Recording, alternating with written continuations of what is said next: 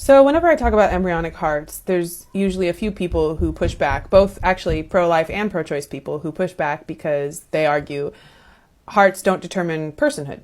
Yeah, I agree with you. I don't talk about embryonic hearts because I think having a heart makes you a morally valuable person. I talk about embryonic hearts because they matter to a lot of people, whether they make you a morally valuable person or not. I think there are a lot of people on the other side, pro-choice activists in particular, who subtly recognize this, which is why they have spent so much time trying to convince the public that embryos don't have hearts. I think they do this because discussions of hearts and heartbeats directly undermines the clump of cells rhetoric. I think there are a lot of people who don't know much about fetal development, because why would they?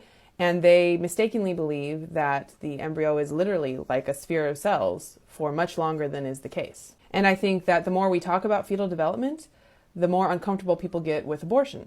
It doesn't mean it's because they think that any given point in fetal development suddenly makes the embryo a person. The fact is, there are a whole lot of people who find the entire personhood conversation a tangent, even an excuse. There are a whole lot of people who think that being a member of our species, a biological human, is important. You might not be one of those people. That's okay.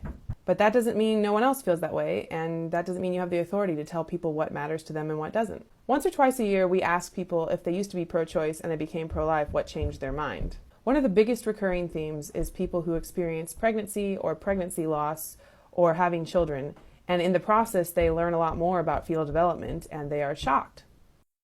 Many of them say specifically it was the heartbeat that changed their mind. Maybe the heartbeat doesn't matter to you. Okay. It matters to them. So I'm going to keep talking about it.